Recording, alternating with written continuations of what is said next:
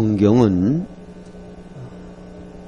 아주 논리적이고 조직적으로 되어 있는데, 여러분들이 다 아시는 대로 창세기 1장, 2장은 창조장입니다. 창세기 1장, 2장에 하나님의 모든 창조 역사가 나타나는데, 창세기 1장은 하나님의 창조 목적을 우리에게 중심적으로 계시합니다. 하나님이 무슨 목적으로 창조를 하셨느냐, 그것을 창세기 1장에서 보여주고, 창세기 2장은 창조 목적을 이루는 방법을 우리에게 계시합니다. 그래서 어제 말씀드린 대로 하나님이 창조하신 모든 창조물 중에 가장 중심적인 존재는 하나님의 형상대로 지음을 받은 사람입니다. 그래서 사람에게 하나님께서 두 가지 의도를 가지고 창조하신 것이 창세기 1장 26절에 나타나 있는데, 첫째는 하나님의 형상, 그것은 하나님을 표현하고 하나님을 나타내기 위한 목적이고, 그 다음에 하나님의 권위를 가지고 하나님을 대표해서 이 땅을 정복하고 다스리라는 겁니다. 그거는 이 땅에 하나님을 대적하는 대적자가 있다고 하는 것을 전제하시는 거예요. 그래서 이 땅을 정복하고 다스리라. 근데 이 목적을 이루려고 하면, 어떠한 일을 완성하려고 그러면 그 일을 완성하기 위해서는 특별한 생명이 필요합니다. 여러분, 옛날에는 논을 갈거나 밭을 갈거나 그러려고 하면, 지금은 트랙터가 다 하는데 옛날에는 소가 했어요. 사람이 삭 가지고 그걸 팔려고 그러면 힘들어서 못해요. 그러나 힘 있는 소를 이용을 하면 쉽게 밭이나 논을 갈 수가 있었던 겁니다. 그러니까 어떤 생명은 생명의 특수성이 있고, 그 생명만이 할 수 있는 기능과 능력이 있기 때문에 무슨 일을 위해서는 특수한 생명이 필요해요. 근데 사람 생명은 하나님 자신을 표현하고 하나님을 나타내기에 합당한 생명이 아닙니다. 또 이 땅을 정복하고 다스리기에 합당한 권위와 생명이 아닙니다. 그래서 창세기 2장에는 생명과가 나오는데, 그거는 하나님의 생명을 나타내는 겁니다. 그래서 하나님의 생명을 받아들이면 우리를 통하여 하나님의 생명이 하나님 자신을 표현하고 나타내는 겁니다. 그러니까 사람은 뭐 하기에 적합하냐? 하나님의 생명을 받아들여서 그분을 표현하고 나타내는 도구로 쓰임받기에는 합당한 생명이에요. 그래서 어제 밭과 씨와의 관계를 말씀드렸죠. 밭은 자체의 생명이 없기 때문에 아무 일도 할 수가 없어요. 아무 생명도 나타낼 수가 없어요. 그러나 씨가 일단 들어오기만 하면 그 씨를 잘 배양을 해서 그 씨앗의 생명의 본질과 본성을 드러내는 데는 땅같이 잘할 수 있는 기능을 가진 게 없다고 말입니다. 그래서 창세기 2장의 생명과를 우리들이 받아들이면, 다시 말해서 하나님의 생명을 받아들이면, 그러면 우리를 통해서 하나님이 표현되어지고 나타나고, 하나님을 대표해서 하나님의 권위를 가지고 이 땅을 정복하고 다스릴 수가 있게 되는 것이라 그 말입니다. 그 다음에 요한계시록 21장 22장에는 새 예루살렘이라고 하는 아름다운 성이 건축된 것을 봅니다. 자, 창세기 1장 2장에는 하나님이 창조하신 동산이 나오죠. 계시록 21장 22장에는 뭐가 나와요? 거룩한 성 새 예루살렘 성이 나와요. 그러면 이 성은 건축된 겁니다. 성은 건축된 거예요. 그래서 하나님은 창조하신 것을 가지고 건축하시는 일을 하고 계시다. 그게 성경의 전체 내용입니다. 그래서 성경을 한마디로 얘기를 하면 뭐라고 얘기를 할 수 있는가 하면 생명과 건축이라. 그렇게 66권 성경을 한마디로 요약할 수 있어요. 성경 66권 전체를 한마디로 요약하면 뭐라고요? 생명과 건축. 여기 생명이라고 하는 건 뭘 의미하는 거냐? 그거는 그리스도를 가르쳐요. 예수 그리스도의 생명. 그 다음에 건축이라고 하는 것은 뭘 가르치느냐? 그의 몸인 교회를 가르쳐요. 그래서 그리스도와 교회, 그리스도는 교회의 머리시고 교회는 그의 몸입니다. 그래서 머리는 명령기관이고 몸은 순종기관이고 머리의 사상과 계획과 뜻과 어떠함을 몸은 그대로 표현하고 드러내고 나타내는 겁니다. 그래서 하나님은 예수 그리스도의 생명을 가지고 새 예루살렘을 건축을 하는데, 주의 몸을 건축하는데, 건축이라고 하는 것은 두 가지 이상의 물체가 결합해서 하나의 형체를 이룰 때 그것을 건축이라 그렇게 말을 해요. 그러면 하나님의 건축은 뭐냐? 그리스도, 생명이신 신성이신 그리스도와 인성인 사람이신 사람이 결합해서 하나를 이루는 건축입니다. 믿으십니까? 그래서 예수님이 최초로 신성과 인성이 결합된 최초의 건축물이었는데, 하나님께서는 독생자 하나로 원하시는 것이 아니라 예수님과 같은 수많은 하나님의 아들들이 나타나서 예수 그리스도를 머리로 해서 수많은 아들들은 그 몸의 지체가 되어서 우주적인 한 세 사람, 단체적으로 하나님을 넓고 크게 표현하고 나타낼 수 있는 그 사람을 원하신다고 말해요. 그게 바로 새 예루살렘입니다. 이게 완성된 거예요. 무슨 말씀인지 아시겠죠? 자, 그러니까 지금 하나님의 역사는 뭐예요? 하나님과 사람인 우리가 연합해서 완전히 하나 되는 역사. 이것을 성경에서는 건축하는 일이라 그렇게 말을 해요. 근데 이 목적을 이루시기 위해서 하나님께서 일을 하셨는데, 창세기 3장에 와서 사탄이 인간 속으로 침투해 들어와서 하나님의 일을 방해하기를 시작합니다. 그래서 생명과를 받아들이기 전에 마귀를 상징하는 선악과를 먼저 먹게 하죠. 그래서 이 선악과를 먹고 그 다음에 마귀도 건축하는 일을 하는데, 무슨 건축이에요? 마귀와 사람이 결합해서 사람을 통해서 누구를 나타내요? 마귀의 어떠함을 표현하고 나타내도록 하는 역사를 해요. 그래서 이 창세기 2장에 생명과가 선악과가 있죠? 요게 요한계시록 마지막까지 두 노선으로 계속 흐릅니다. 하나는 생명 노선, 하나는 사망 노선이에요. 그래서 이 생명 노선은 아벨을, 그 다음에 사망 노선은 가인, 그 다음에 이 사망 노선은 바벨탑을 통해 가지고 요한계시록 17장, 18장에 바벨론 성으로 결말을 맺는데, 이 바벨론 성은 큰 성 바벨론이라 그렇게 말했어요. 새 예루살렘은 거룩한 성 예루살렘, 큰 성과 거룩한 성의 차이입니다. 그러니까 중요한 건 뭐냐? 우리는 바벨론 성으로 끝맺는, 그거는 나중에 다 무너져서 불과 영원으로 끝나고 말아요. 그 다음에 새 예루살렘은 거기에 생명수가 흐르고 생명가가 있고 거기에는 영생이 있게 되어지는 겁니다. 그러니까 여러분들은 지금 신앙생활을 하고 인생을 사는데 생명 노선으로 갈 수도 있고 사탄이 지배하는 사망의 노선으로 갈 수도 있다고 말해요. 내가 지금 어느 노선에 있느냐 하는 것이 매우 중요한 겁니다.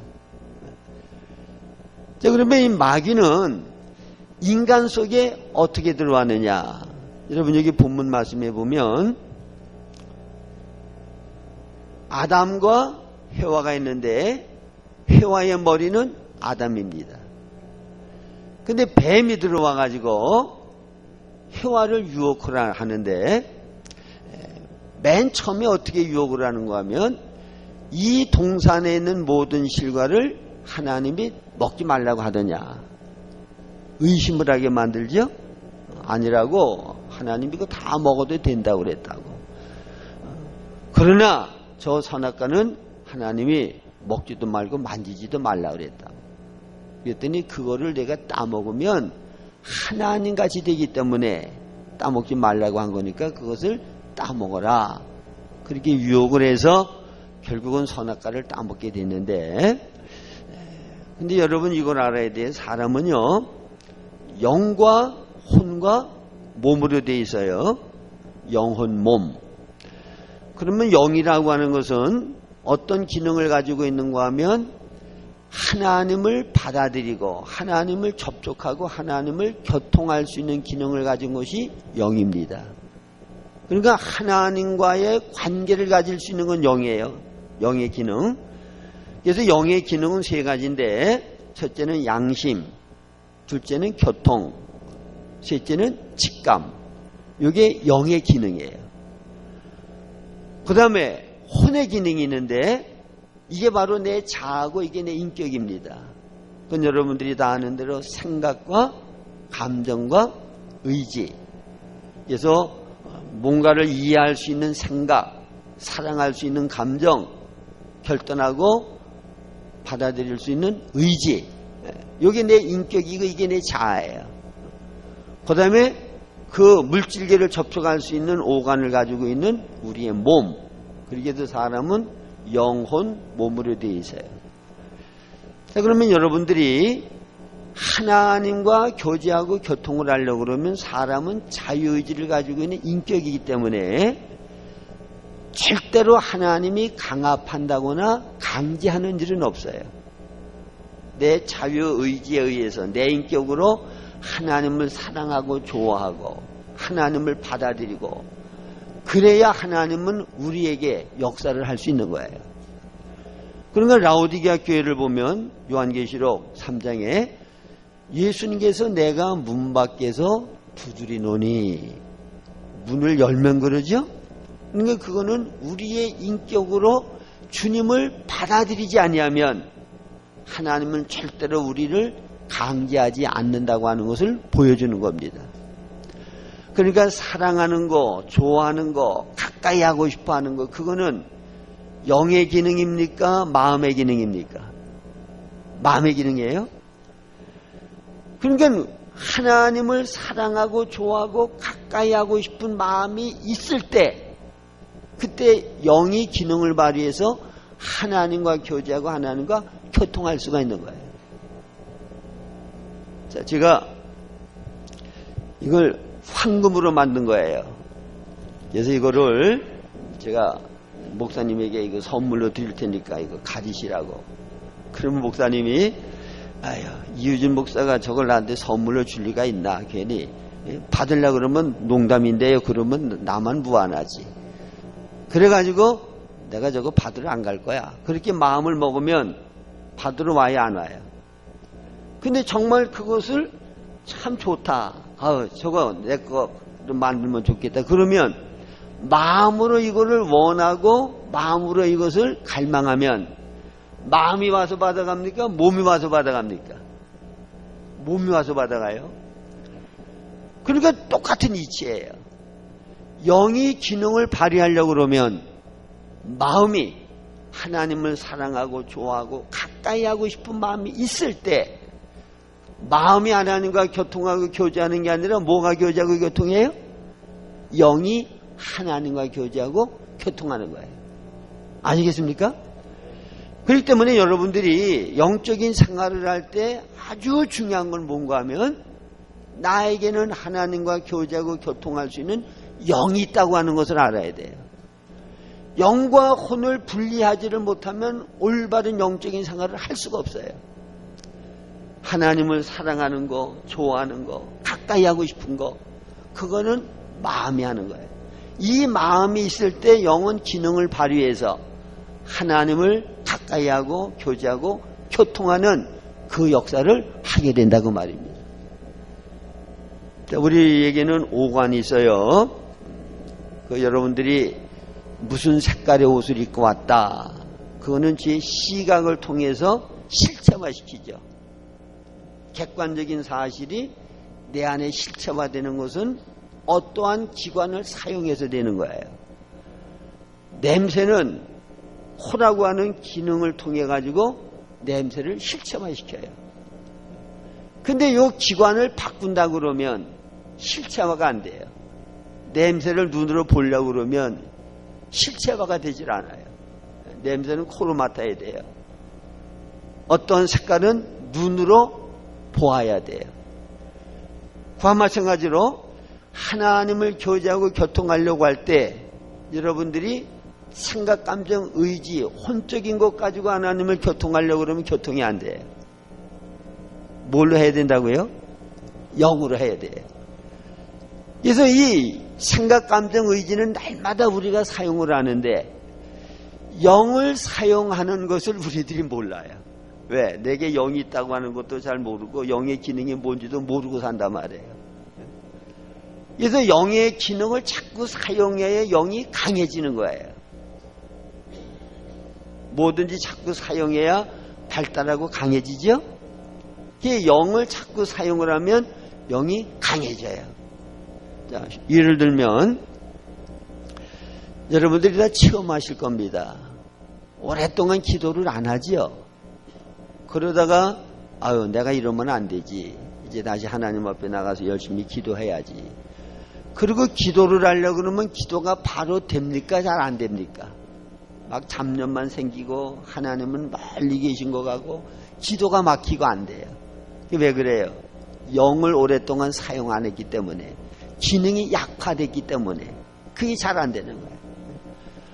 그러나 하나님 앞에 간절히 기도를 하고 주님의 임재가 느껴지고 영이 강건하게 되면 기도하기가 너무너무 쉬워요. 간절히 1시간 기도하면 그 다음에는 2시간 기도할 수 있어요. 왜? 영이, 기능이 강화되기 때문에. 그래서 여러분들이 영을 자꾸 사용하는 법을 알아야 돼요. 그 영을 사용하는 법은 특별히 뭐냐? 기도하는 것이 내 영을 사용하는 거예요. 왜? 영의 기능이 뭐라고요? 하나님과 교통하는 거예요. 교제하는 거. 양심, 교통, 직감. 직감이라고 하는 거는 환경을 초월한 영적으로 하나님이 내게 뭔가를 말씀해 주시고 느낌을 주시는 것을 우리가 감지할 수 있는 능력.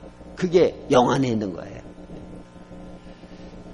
자, 그러면 여기 마귀가 인간을 유혹할 때 생각, 감정, 의지를 가지고 있는 요 혼을 자극을 해서 선악과를 먹고 싶은 마음을 갖게 만드는 거예요.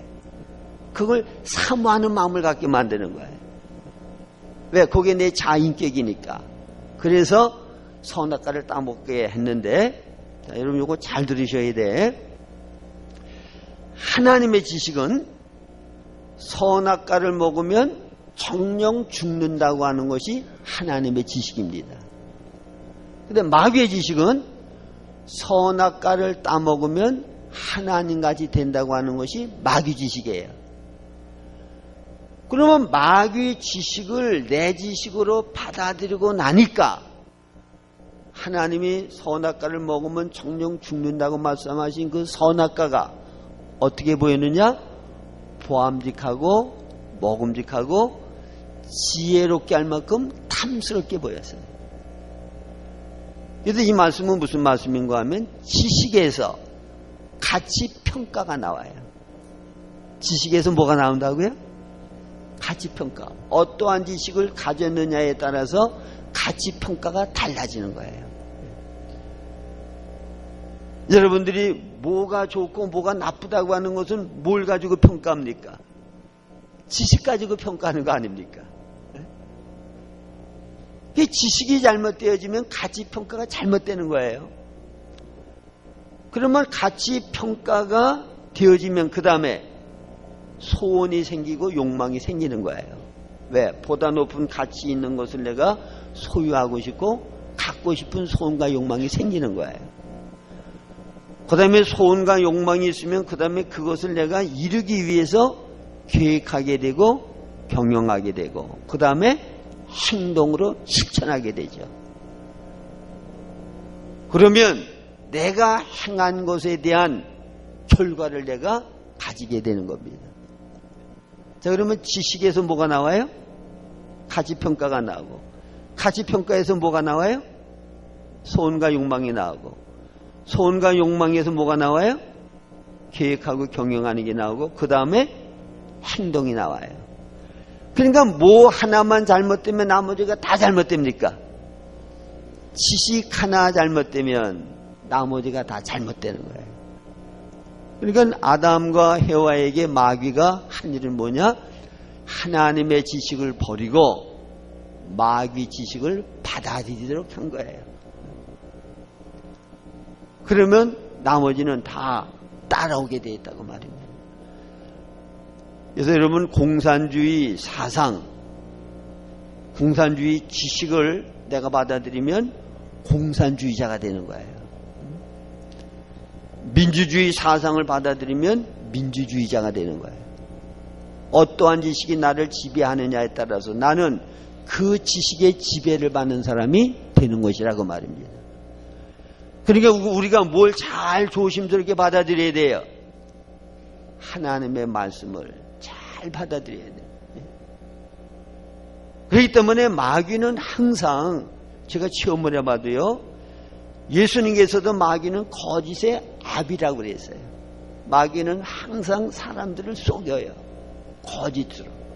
왜? 그래야 인간이 자유의지를 가지고 마귀에게 미혹되어 가지고 그를 추종하고 따르겠기 때문에. 자, 그러면 이 해와가 선악과를 따먹게 된 것은 뭐냐? 하나님이 내게 주신 그 현실에 대해서 아주 만족하고 조금도 불만이 없었다 그러면 마귀가 미혹할 때 여기 넘어가지 않았을 거예요. 내게 주어진 현실, 하나님 같이 될 수 있는 더 좋은 것이 있는데 그거는 하나님 내게 안 주셨다. 마귀 말을 듣고 보니까 그런 불만이 생긴 거예요. 그럼 이 현실에 대한 불만은 왜 생기느냐? 그거는 하나님의 사랑을 의심한 거예요. 뭘 의심했다고요? 하나님의 사랑을 의심했어요. 하나님의 사랑은 왜 의심하게 되느냐? 하나님이 어떤 분이신가를 잘 알지를 못한 거예요. 근데 여러분, 이거는요, 마귀가 우리를 시험하고 유혹하는 원리는 이때나 지금이나 똑같아요. 마귀의 본성이 그러기 때문에. 저도 신앙이 어릴 때에는 참 하나님을 많이 의심했어요.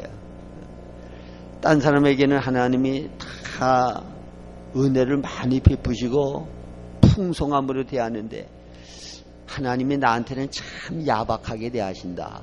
네? 아주 그런 생각 많이 했어요. 왜? 마귀가 하나님의 사랑을 자꾸 의심하게 만들어요. 저 고등학교 때 은혜를 받아가지고 아주 뜨거워가지고 신학교를 갔거든요. 그래서 성경 열심히 보고 열심히 기도하고 그러는데 딴 친구들 보니까 저같이 기도하는 사람이 없어요. 저같이 성경 보는 사람이 없어요. 그래서 신학교만 졸업하면 하나님 앞에 나는 참 크게 쓰임받을 만한 사람인 것 같다. 또 딴 친구들도 다 그렇게 얘기를 해요. 저 의준이는 신학교 졸업하고 목회할 때 아마 아주 유명한 부흥사가 되고 하나님한테 크게 쓰임받을 사람 같다고. 왜? 남다르게 기도 많이 하고 남다르게 은혜 받겠다고 많이 쫓아다니고 영적으로 갈망이 남달랐으니까. 근데 실제적으로 목회할 때 보니까 매일 저는 고생만 하고 어려움만 당하고 뭐가 잘 안 돼. 그래서 하나님에게 제가 많이 항의를 했죠. 하나님은 공평하지 않습니다. 내가 보면 영적으로도 어려 보이고 신앙도 형편없는 사람들은 저렇게 큰 교회에서 목회를 잘하는데 쓰시면 나 같은 사람은 쓰셔야지. 도대체 하나님 뭐 하시는 겁니까? 얼마나 교만한지 몰라요. 하나님의 사랑에 의심이 가더라고요. 근데 하나님에게 다름을 받고 하나님에게 여러 가지 과정을 거치고 나니까 지금은 조금 사람이 됐어요. 그래서 기도할 때마다 하나님의 사랑과 은혜가 너무너무 고맙고 감사하고 하나님이 나에게 남다른 특별한 축복을 주셨다고 하는 것을 깨닫게 되고, 그래서 남들이 볼 때에는 어떻게 보든 내 입장에서는 너무너무 감사한 거예요. 그리고 여기 이제 아담과 해와가 범죄하고 났을 때 누가 찾아왔어요? 아담과 해와가 먼저 잘못했다고 찾아갔습니까? 하나님이 먼저 찾아오셨습니까? 찾아오셨죠?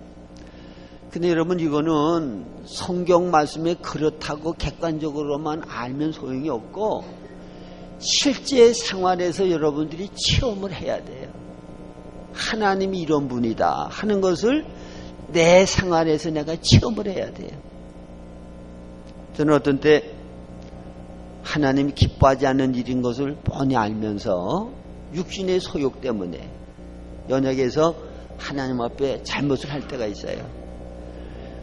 그것도 한두 번도 아니고 반복해서 하면 하나님 앞에 죄송해서 머리를 들 수가 없고 하나님 앞에 가서 용서해달라 소리도 잘 안 나와요. 그래가지고 어떤 때는 기도도 안 하고 모르겠다 그러고 그냥 사버리고 말아요. 왜? 염치가 없어서. 그러면 눈이 떠지자마자 나도 모르게 주여 하면서 간절한 마음으로 죄 고백부터 하게 돼. 딴 때와는 달리 죄를 짓고 잘못할 때 주님께서 내 마음을 더 간절하게 하셔서 중심에서 잘못됨을 잡아가고 용서를 구하게끔 주님이 찾아오셔서 역사하는 것을 많이 경험합니다. 그럴 때 하나님의 사랑을 눈물겹도록 느끼는 거예요. 하나님은 자존심도 없습니까? 하나님을 내가 경멸히 여기고 무시하고 그렇게 잘못하는데 하나님이 먼저 찾아오셔서 야, 잘못했다고 그래라. 그러면 내가 용서해 줄게. 그런 자세로 주님이 우리를 찾아오신다고 말해요. 믿으십니까? 그게 우리 하나님의 사랑입니다. 이사야서 1장 15절에 보면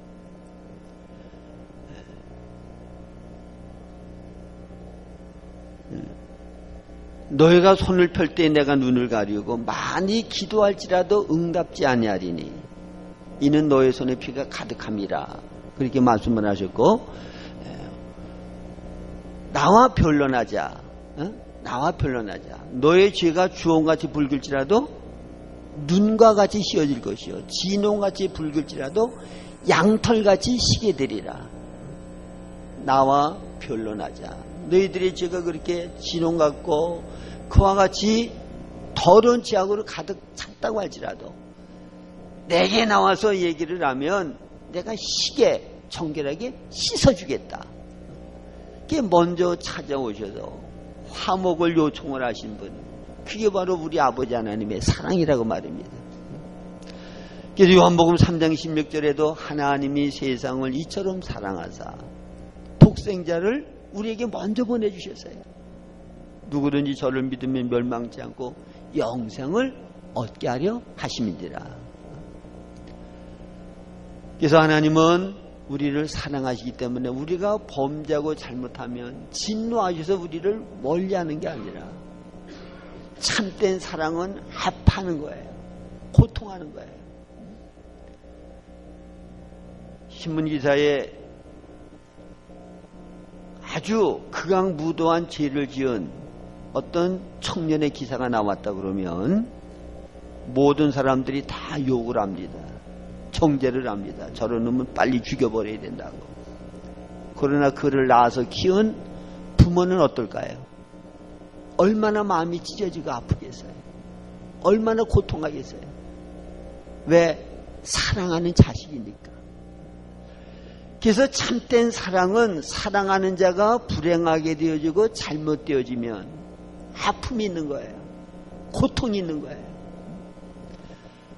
그래서 예루살렘이 멸망할 것을 주님께서 내다보시고, 그리고 주님께서 통곡하시고 아파하셨죠.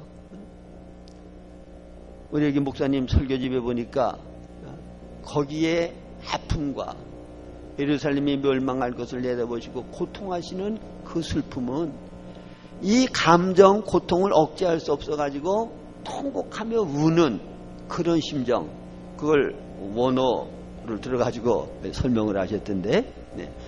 바로 그것이 사랑의 아픔입니다. 믿으십니까? 그래서 여러분들이 범죄하고 잘못할 때 주님께서는 정죄하고 심판하시는 것이 아니라 그것 때문에 슬퍼하시고 아파하시고 괴로워하신다고 하는 사실을 기억하시기 바랍니다. 그리고 내가 죄 가운데 멸망받기를 원치 아니하시고 죄를 범했다고 주님을 멀리하는 걸 원치 아니하시고 회개하기를 원하시기 때문에 주님 앞에 담대히 주님의 십자가의 피를 믿고 가까이 다가가실 수 있기를 주님의 이름으로 부탁합니다. 제가 기도원에 있을 때 거기 메리라고 개 한 마리가 있어요. 그래서 제가 토종닭을 키웠거든요. 근데 이놈이 한번 와가지고는 암탉을 물어서 죽여놓고 수탉이 너무너무 이쁜데 그걸 가지고 장난을 해서 이 수탉이 얼이 빠졌어. 그래서 좀 비실비실해요. 그래서 얼마나 화가 나는지 그 개를 그냥 돌멩이를 던지고 다시는 여기 오지 말라고 쫓아버렸어요. 얼마나 화가 나는지.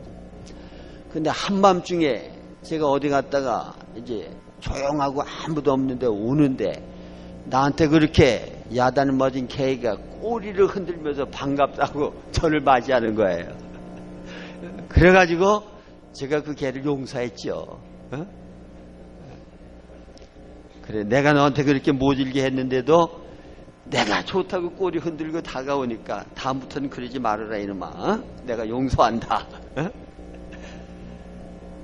여러분, 우리가 범죄하고 잘못할 때 그것 때문에 주님을 멀리하는 거 주님이 원치 않으십니다.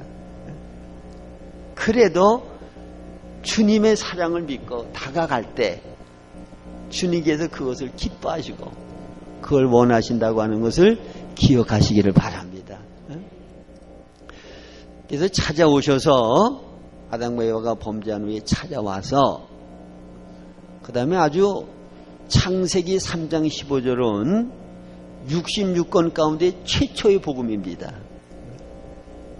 여자의 후손은 뱀의 머리를 어떻게 할 거라고요?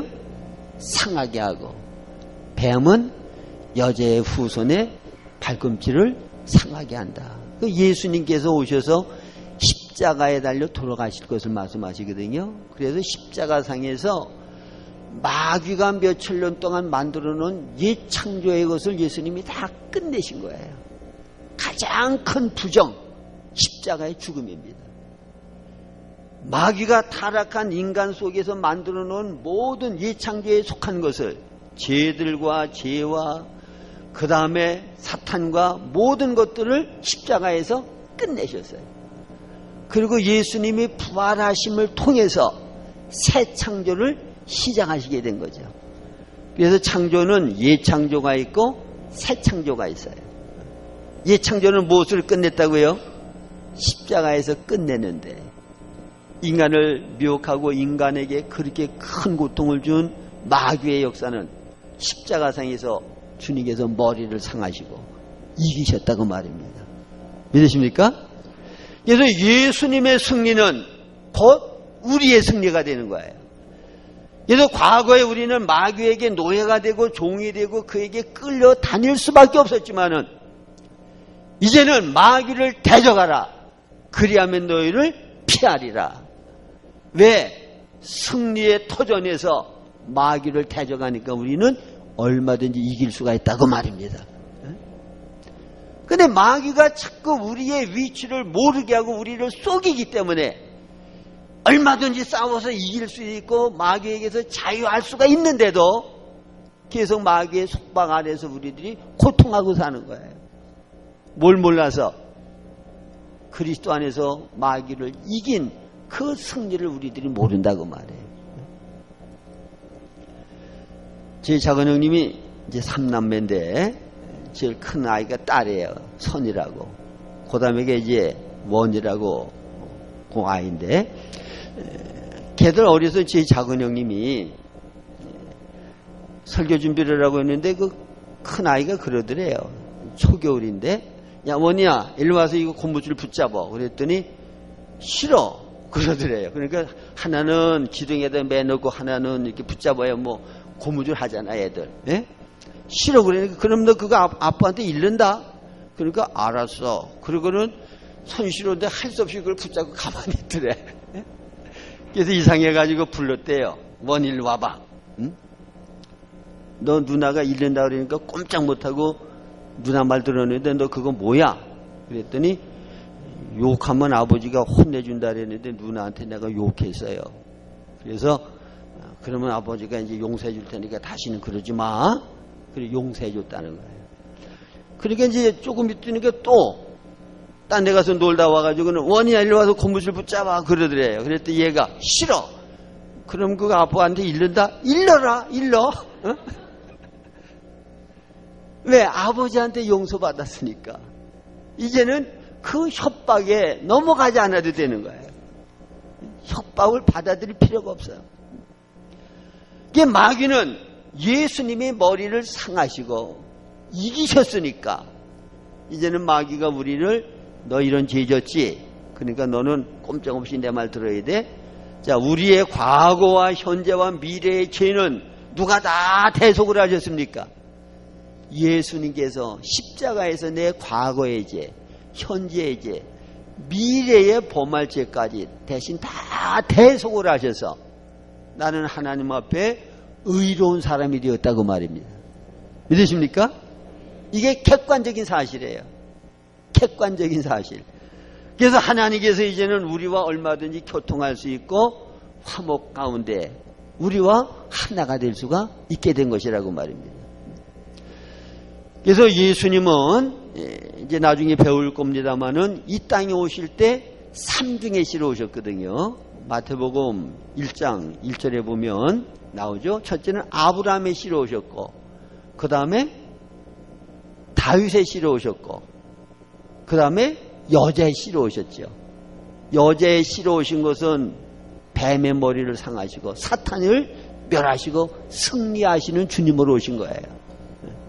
그래서 창세기 3장 15절에 있는 말씀은 그거는 최초의 복음입니다. 그리고 죄를 범했기 때문에 이제는 죽을 줄 알았는데 하나님은 어떻게 하셨어요?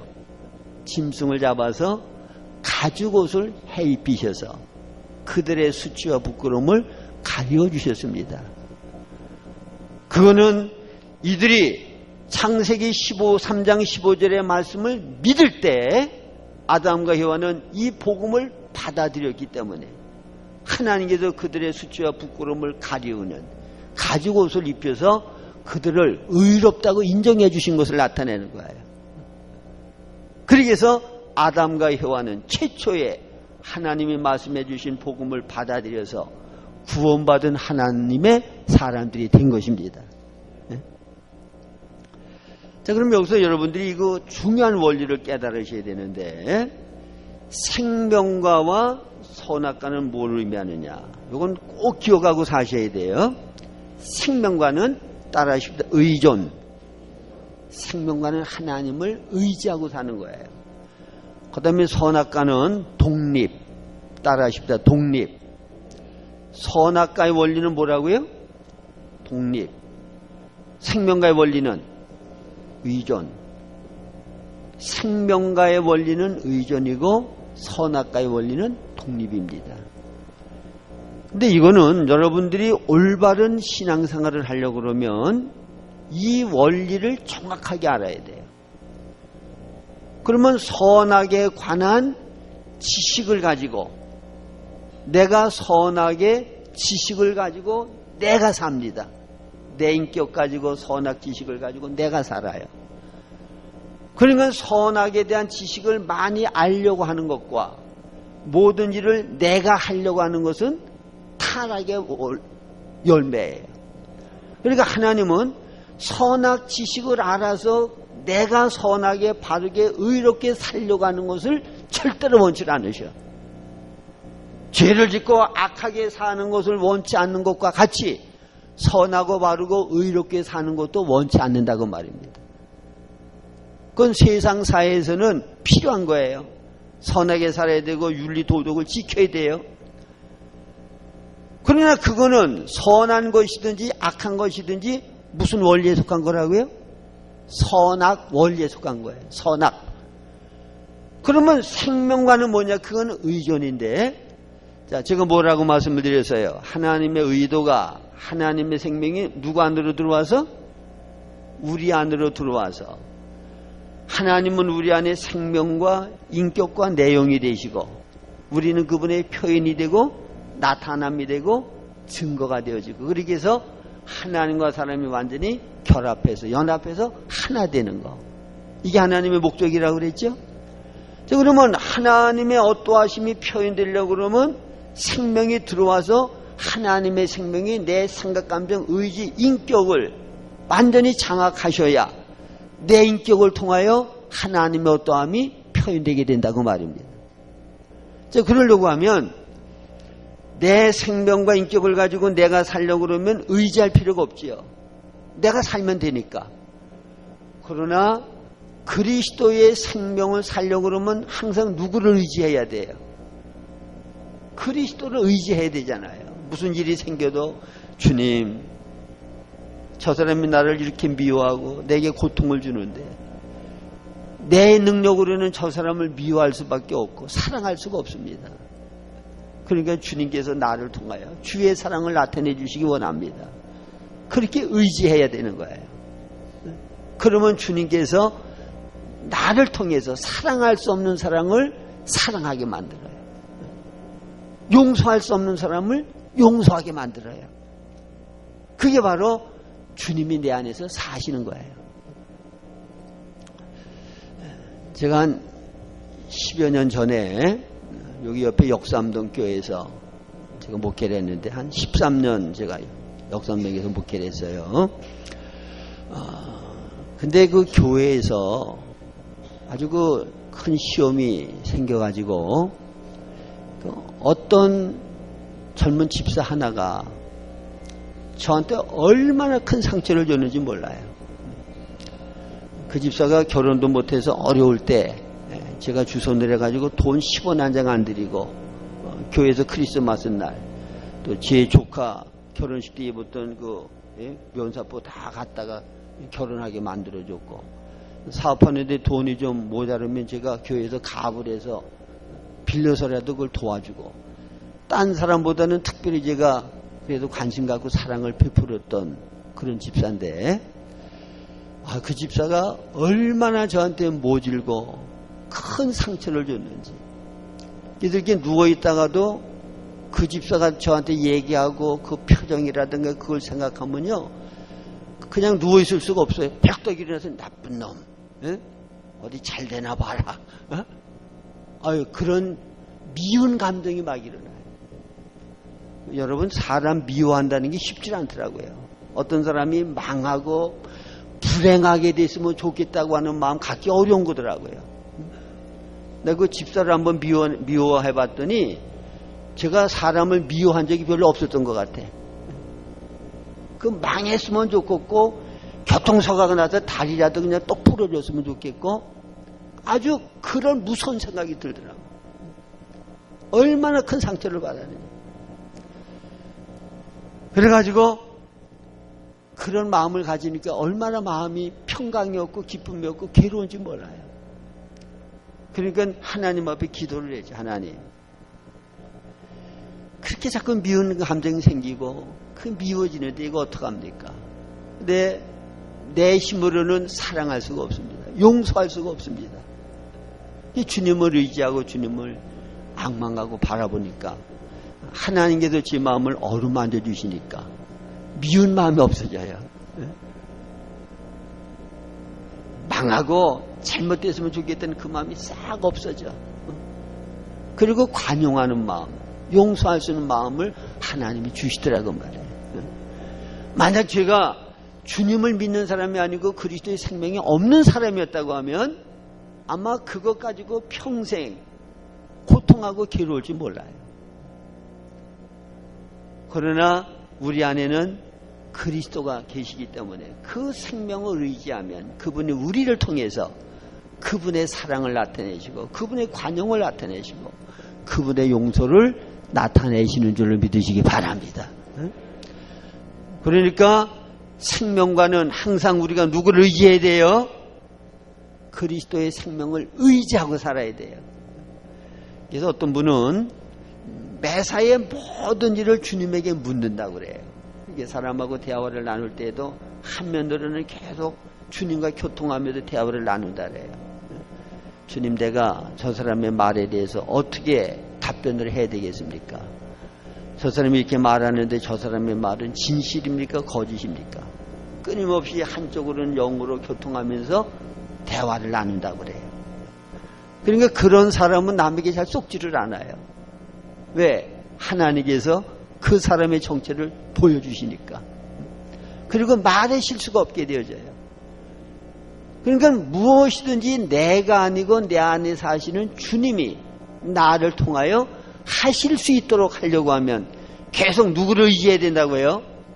주님의 생명을 의지해야 돼요. 그러니까 끊임없이 주님과 교제해야 되고 교통해야 되는 거예요. 믿으십니까? 그래서 성경에 쉬지 말고 뭐하라? 기도하라 그랬어요. 그래서 매일 무릎 꿇고 손 모고 기도하는 것만이 아니라 걸어 다니면서도 끊임없이 내가 주님과 교제를 해야 된단 말이에요. 그러면 여러분들이 이 영적인 생활에서 아주 획기적으로 성장할 수 있는 방법 제가 하나 알려드리는데, 이 말씀과 기도는 절대로 분리돼서는 안 돼요. 저는 옛날에 기도할 때는 기도만 많이 하고 또 성경 연구할 때는 성경 공부만 열심히 했는데 그렇게 하니까 영적으로 잘하지를 않아요. 말씀과 기도는 항상 연결되어야 돼요. 이 두 발로 걷는 거 모양. 그러면 어떻게 기도해야 되는가 하면, 자, 어제 사람이란 무엇인가 말씀을 드렸죠? 창조된 사람. 그러면 그 말씀을 가지고 여러분들이 기도를 해요. 하나님이 창조하신 생명 가운데 나를 하나님의 형상대로 지어주신 거 감사합니다. 이 말씀 갖고 감사하는 거예요.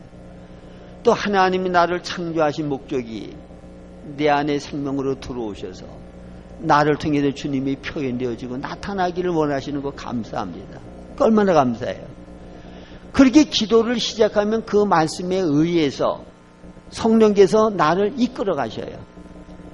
근데 주님께서 내 안에 생명으로 오셔서 나를 통해 표현되기를 원하시는데 나는 주님을 살지 않고 도리어 마귀가 표현되고 나타나는 때가 너무 많습니다.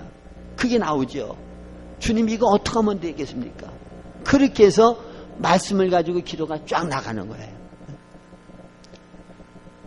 옛날에 저는 설교 준비를 하려고 그러면 몇 시간씩 걸려가지고 노트에다 다 적어가지고 그래가지고 이제 그걸 봐가면서 이렇게 설교를 했는데 지금 그렇게 설교를 못해요. 그냥 여러분들 이렇게 보고 자연스럽게 나오는 대로 하게 되는데, 그게 어떻게 하면 되느냐? 그러니까 평소에 이 말씀을 가지고 계속 지금 말씀드린 대로 묵상을 하는 거예요. 그렇게 되면 그 말씀이 나도 모르게 내재적인 지식이 돼요. 내 안에 지식이 갖춰진단 말이에요. 그러니까 내게 되니까 편안하게 표현할 수가 있는 거예요. 자유로. 그러니까 반드시 여러분들은 뭘 가지고 기도해야 돼요? 말씀을 가지고 기도해야 돼요. 그걸 기도로 말씀을 먹는다 그렇게 말을 해요.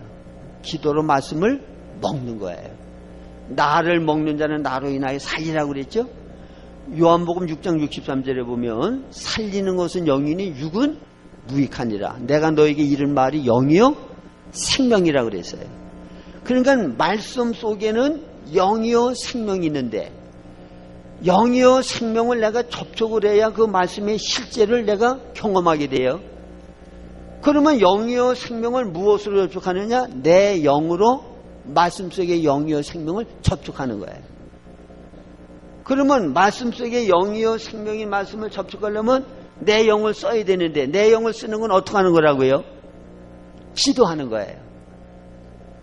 그래서 여러분들이 그냥 성경을 읽으면서 이해하는 거는 혼적으로 정보를 입수하는 거예요. 그러나 그 말씀 갖고 기도하는 거는 영으로 말씀 속에 있는 영을 접촉하는 거예요. 그렇게 되면 말씀의 실제가 우리 안에 경험되어지고 체험되어지게 된다고 말입니다. 믿으십니까? 그러니까 이거를 실행하시면 여러분들의 믿음이 획기적으로 달라져요. 꼭 실행해 보세요. 새벽기도 마치고 집에 가서 성경을 읽을 때 그냥 읽지 마시고 그 구절 가운데 내 마음에 와 닿는 게 있으면 그걸 가지고 기도를 하란 말이에요. 그러면 나도 모르게 그 말씀이 암송도 되어지고 그 말씀의 실제가 내 안에 있게 되어지고 영향력을 강하게 미치게 된다고 말해요. 그렇게 하면 마귀가 시험할 때 뭐라고 그래요? 예수님이 사람이 떡으로만 살 것이 아니라 하나님의 입에서 나오는 모든 말씀으로 살 것인지라. 하나님의 말씀은 검이기 때문에 마귀가 시험할 때 말씀으로 대적을 하면 꼼짝 못하고 물러갑니다. 마귀가 이제 찾아와가지고 하나님을 참소합니다. 야, 하나님이 너한테는 야박한 하나님이다. 너에 대해서는 하나님이 긍휼과 자비와 사랑으로 대하지를 않는다. 옛날에는 넘어가서요. 그러나 지금은 하나님의 말씀에 입장에 딱 서가지고 하나님은 사랑이시라고 그랬다. 하나님은 사랑이기 때문에 사랑하는 것은 하나님에게서 나올 수가 없다. 마귀에게 대해서 선포를 하는 거예요. 그러면 의심이 싹 사라지게 된다고 말해요. 그래서 하나님의 말씀으로 무장을 하셔서 하나님을 떠나게 만들고 하나님의 사랑을 의심하게 만들고 그리고 마귀가 우리를 사로잡아 노예로 부리려고 할 때 거기에 끌려가지 마시고 늘 하나님 편에 서서 말씀을 가지고 대적을 해서 승리를 누리실 수 있기를 주님의 이름으로 부탁합니다.